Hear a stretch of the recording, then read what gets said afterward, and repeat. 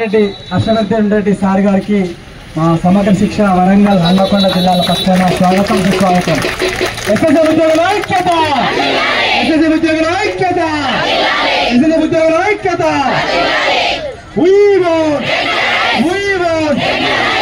అదేవిధంగా వరంగల్ జిల్లా PRTU తెలంగాణ అధ్యక్షురాలు శ్రీమతి సంగీత మేడం గారికి కూడా స్వాగతం.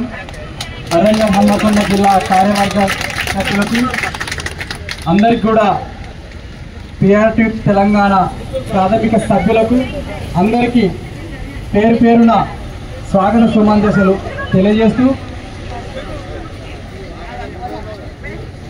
ఎస్ఎస్ఎఫ్ ఉద్యోగుల ఐక్యత, ఎస్ఎస్ఎఫ్ ఉద్యోగుల ఐక్యత.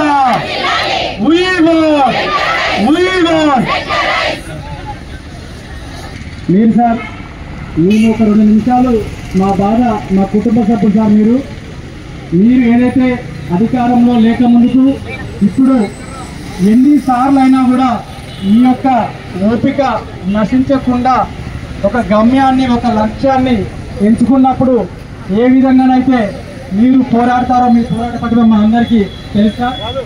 అధికారం లేనప్పుడు కేంద్ర మంత్రి ప్రకాష్ జవడేకర్ గారిని మొదలుకుంటే KGBV సోదరులకు కానీ సమగ్ర శిక్ష ఉద్యోగులకు కానీ ఈరోజు మీరు ఎమ్మెల్సీగా నిలబడినటువంటి 5 అంశాల మేనిఫెస్టోలో మా అంశం కానీ ఇవన్నీ కూడా మా దృష్టిలో ఉన్నాయి సార్. కానీ మన పార్టీ వేదికగా ఇదే ప్లేస్లో మీరు కూర్చున్న ప్లేసులే ప్రభుత్వం మన కాంగ్రెస్ ప్రభుత్వం రాగానే 100 రోజులలో మీ యొక్క హామీ, మీ యొక్క ఉద్యోగ భద్రత, మీ రెగ్యులరైజేషన్ సమస్యలు పరిష్కారం చేస్తామని చెప్పి మాకు అప్పటి PCC అధ్యక్షులు ప్రస్తుతం మన గౌరవ ముఖ్యమంత్రి గారు హామీ ఇవ్వడం జరిగింది సార్. మా సమస్యలు మీకు చెప్పుకోవడానికి లేదు సార్. దయచేసి మా సమస్యలు మాకంటే ఎక్కువ మీ అందరికీ తెలుసు సార్. ఎందుకంటే మీరు ఏదైతే ఈ ఉద్యమానికి స్టార్ట్ అయ్యడానికి ముందు డిసెంబర్ 6వ తారీఖు నాడు మేము రిలే నిరాహార దీక్షలు మొదలుపెట్టాం సార్. ఆ సందర్భంగా మీరు ఒక ఆడియో రిలీజ్ చేశారు సార్. మేము అందరం విన్నాం సార్. ఏదైతే మీరు అన్నారో ఈరోజు మేము రాష్ట్ర అధికార పార్టీలో ఉన్న PCC అధికారపతి ఉండి కూడా మీ దీక్షా శిబిరానికి నేను వచ్చి మద్దతు తెలుపుతా, మీ సమస్యలు న్యాయబద్ధమైనవి. ఆ రోజు మీరు అన్న మాట కాంగ్రెస్ ప్రభుత్వం మాట ఇచ్చిందంటే మనము తప్పకుండా అమలు చేస్తాది. కానీ బడ్జెట్ సమస్య ఉంది, మీరు అందరూ అర్థం చేసుకొని మీరు మాట చెప్పారు సార్. మేము 6, 7, 8 తారీఖులలో రిలే నిరాహార దీక్షలు చేసి 9వ తారీఖున మేము సమ్మె పూనుకుందాం అనుకున్నాం సార్. కానీ 9వ తారీఖున మన ప్రియతమ నాయకురాలు AICC మాజీ అధ్యక్షుడు సోనియమ్మ గారి జన్మదినం సందర్భంగా ప్రజా ఉత్సవాల భాగంగా ప్రభుత్వం మరి ఆ రోజు విజయోత్సవాలు చేస్తున్న సందర్భంగా మేము మా యొక్క సమ్మెను ఒకరోజు వాయిదా చేసుకొని 10వ తారీఖు నుండి మేము ఈ సమ్మె తీసుకుంటున్నాం సార్. దయచేసి ప్రభుత్వానికి మేము ఎక్కడ కూడా వ్యతిరేకంగా ఈ రోజు వరకు కూడా శాంతియుతంగా ప్రజాస్వామ్యబద్ధంగా ఈ యొక్క సమ్మె చేస్తున్నాం సార్. మేము ఏదైతే సమ్మెకు ఉండేటటువంటి 15 రోజుల ముందు ప్రభుత్వ ప్రధాన కార్యదర్శికి, ప్రిన్సిపల్ సెక్రటరీకి, SPD సార్ గారికి మేమందరూ కూడా సమ్మె నోటీస్ ఇచ్చి 6వ తారీఖు నుండి మేము ఇక్కడ దీక్షలో కూర్చోవడం జరిగింది సార్. ఇవన్నీ విషయాలు మీకు తెలియని కాదు సార్. దయచేసి మా విన్నపం సార్, మా కష్టాలు మేము ఇప్పుడు చెప్పుకోలేము సార్. ఈ 24వ రోజు సార్, 24వ రోజు నుంచి మొదలుకుంటే మా యొక్క సమ్మెకు మీరు సూర్యాపేట కావచ్చు, గద్వాల కావచ్చు, నల్గొండ కావచ్చు, మొన్న మహబాద్ కావచ్చు, మీ అన్ని వీడియోస్ సార్ మేము చూస్తూ ఉన్నాం.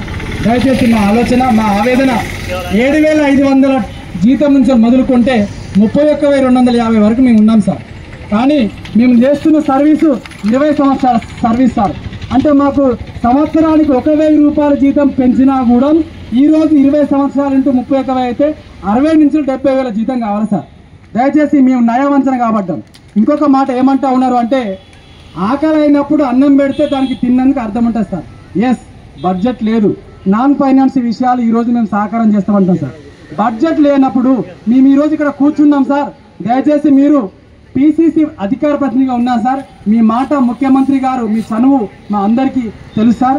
దయచేసి మా సమ్మెలో 24 రోజులు మీ ప్రసంగంలో మేము అదే వినాలని కోరుకుంటున్నాం సార్. 24 రోజులలో ప్రభుత్వం దృష్టిలో మీ యొక్క కృషి, మీ యొక్క ఆలోచన ఏ విధంగా అయితే పెట్టారో ముఖ్యమంత్రి గారు, మంత్రులు గారు, పొన్నం ప్రభాకర్ సార్ కానీ, చిన్నారెడ్డి సార్ కానీ, మీరు కానీ కొద్దిమంది మా యొక్క సంక్షేమం కోసం మీరు పాటుపడుతూ ఉన్నారు సార్. సరే, ఇప్పుడు మొన్న జరిగిన సంఘటనలో ముఖ్యమంత్రి గారు బిజీ ఉండడం వల్ల మీ యొక్క కృషి మేము వినలేము సార్. మీరు ఈరోజు అధికారంలో మేము చెప్పట్లేదు సార్. 13 సంవత్సరాల కానుండి సమగ్ర శిక్ష కుటుంబం తరఫున మీరు పోరాటం చేస్తూ ఉన్నారు. మా దీక్షశిలో గతంలో వచ్చారు, ఇప్పుడు వచ్చారు. మీరు ఆ రోజు మాట అన్నారు, అధికారంలో రావద్దంటే లేదు నేను వెళ్తా. వాళ్ళు మా సోదరుమణులు, మా అక్కలు, మా తమ్ముళ్ళు అధికారంలో ఉన్నా లేకున్నా కూడా మా ముఖ్యమంత్రి గారు సానుకూలంగా ఉన్నారు మీరు చెప్పారు సార్. కానీ మేము కోరుతున్న ఒకటే మాట సార్, మేము మా శక్తి అయిపోయింది సార్. ఇక మేము కోరుతున్న శక్తి మాదంతా అయిపోయింది సార్. 18 సంవత్సరాల కన్నా చేసి చేసి చేసి జీవన్ మరణ సమస్యలో భాగంగానే ఈరోజు ఇక్కడ కూర్చున్నాం సార్. మాకు తిండి లేదు, ఠికానా లేదు. ఇక ఉపవాసం ఉంటే ఏం చేస్తే సార్ అంటే చర్మంలో ఉన్న కొంచెం కొవ్వు కరిగైనా చివరికి మాకు ఎముకలు మిగిలినాయి సార్. ఇక ఎముకలు మిగిలినా కూడా ఆకలినప్పుడు అన్నం పెట్టకపోతే ఇక తర్వాత పెట్టుకుని లాభం లేదన్న కారణం చేత మేము కూర్చున్నామే తప్ప ప్రభుత్వానికి వ్యతిరేకంగా మీకు ఇక్కడ కూర్చోండి సార్. 33 జిల్లాలో సమగ్ర శిక్ష ఉద్యోగులు 19,350 కుటుంబాలు, పరోక్షంగా 1,00,000 మంది కుటుంబాల సమస్య సార్ ఇది. ఆ సమస్యను దయచేసి ముఖ్యమంత్రి గారి దృష్టిలో ఉందని అనుకుంటా ఉన్నా. మీలాంటి ఉపాధ్యాయ సంఘాల మిత్రులు అందరూ కూడా మీరు ముందుండి నడిపించాలి, కీలక భూమిక పోషించి మీ ప్రసంగం మొత్తం కూడా ఈ 24 రోజులలో ముఖ్యమంత్రి గారి ఆలోచన, మంత్రుల గారి ఆలోచన, విద్యాశాఖ ప్రిన్సిపల్ సెక్రటరీ గారి ఆలోచన అదొకటి సార్. ఇంకొకటి ఏదైతే మేము రిలీజ్ చేసిన సందర్భంలో 7వ తారీఖున మన ఎస్పీడీ గారు ఒక చిన్న సమావేశం ఏర్పాటు చేయడం జరిగింది సార్. అందులో మీరు కూడా ఉన్నారని మేము చూసాం సార్. ఆ రోజు తీసుకున్న సమావేశాలలో నాన్ ఫైనాన్స్ విషయాలకు మేము అంగీకారం తెలుపుతున్నాం, మీ సమ్మె విరమించండి అంటున్నాం. మేమేమడుతున్నాం సార్ అంటే ఏ సీఎల్స్ అవో ఇవో మేము అడగట్లేదు సార్. మా గొంతమ్మ కోరిక కాదు సార్. మేము రాగానే కనీసం మాకు పెట్రోల్ ఛార్జీలు లేవు సార్. దయచేసి గట్టిగా ఒక డ్రెస్ కొనుక్కొని మా పిల్లల ఫీజు కొందామంటే మాకు సరిపోతలేదు సార్.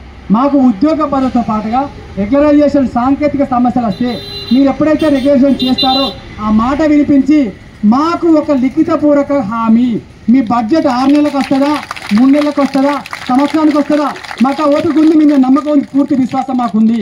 కానీ దయచేసి ముఖ్యమంత్రి గారి విద్యాశాఖ సార్ దగ్గర ఉంది.